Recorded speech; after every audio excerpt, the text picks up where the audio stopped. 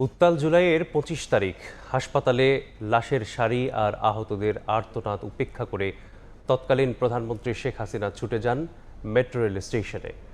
হত্যাকাণ্ডের বিচার কিংবা আহতদের চিকিৎসা নিয়ে নির্বিকার থাকলেও মেট্রো স্টেশনের জন্য আবেগ আপ্লুত হন তিনি। ব্যাপক সমালোচনার মুখে সেদিন বিকেলে ঢাকা মেডিকেল কলেজ হাসপাতালে আহতদের দেখতে যান শেখ হাসিনা।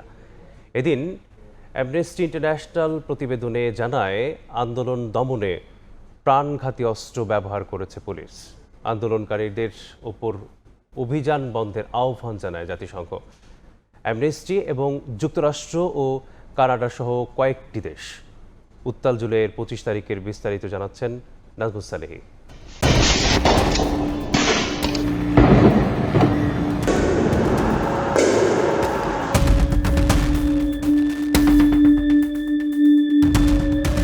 ২৫ জুলাই ২০২৪। মর্গে তখন অসংখ্য লাশের সারি, হাসপাতালে মৃত্যুর সঙ্গে পাঞ্জা লড়ছে হাজার হাজার মানুষ। আহত ও নিহত স্বজনদের আহাজারিতে পুরো দেশ যখন স্তব্ধ, তখন কারফিউ শেষে শেখ হাসিনা হাসপাতালে নয়, ছুটে যান মেট্রো স্টেশন পরিদর্শনে।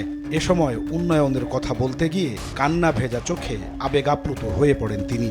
অথচ দেশব্যাপী হত্যাকাণ্ডের বিচার কিংবা আহতদের চিকিৎসা নিয়ে একটি কথাও বলেননি। এটা বিশ্বাস হতে চায় না যে এদেশে মানুষেরা করতে পারে।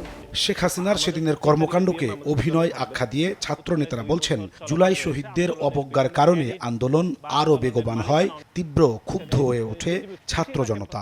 মানুষের জন্য মায়া দেখাচ্ছ না, কিন্তু মেট্রো রেলের জন্য মায়া দেখাচ্ছ, বিটিভির জন্য দেখাচ্ছ। তারপরে এটি সামাজিক যোগাযোগ মাধ্যমে নেতাকর্মীরাই, আন্দোলনকারীরাই একটি বয়ান করেছিলেন যে নাটক কম করো প্রিয়। এটা যে শেখ হাসিনার অভিনয় ছিল, এটা মানুষ খুব ভালোভাবে বুঝতে পারছে, বরং তার এই অভিনয়গুলো আন্দোলনে আরো নতুন মাত্রা যুক্ত করছে। আন্দোলন দমনে পুলিশ প্রাণঘাতী অস্ত্র ব্যবহার করছে বলে উঠে আসে অ্যামনেস্টি ইন্টারন্যাশনালের প্রতিবেদনে। জাতিসংঘ, অ্যামনেস্টি ইন্টারন্যাশনাল, যুক্তরাষ্ট্র, কানাডা সহ কয়েকটি দেশ আন্দোলনকারীদের ওপর অভিযান বন্ধের আহ্বান জানায়।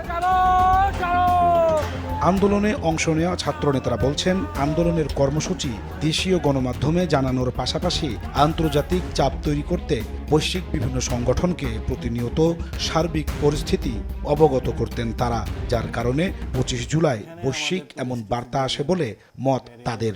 আমাদের সমন্বয়কদের মধ্যেই কয়েকজন ছিলেন যারা আন্তর্জাতিক মিডিয়ার সাথে কানেক্টেড ছিলেন, কেউ কেউ কাজও করতেন।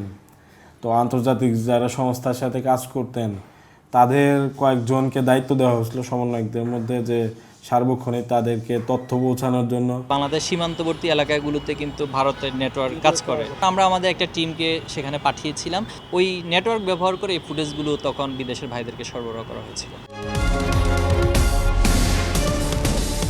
পরের ২ দিন শুক্র ও শনিবার ৯ ঘণ্টা কারফিউ শিথিল থাকার ঘোষণা আসে। ২৪ জুলাই সংঘর্ষে আহত হয়ে চিকিৎসাধীন আরও ৩ জনের মৃত্যু হয় ২৫ জুলাই।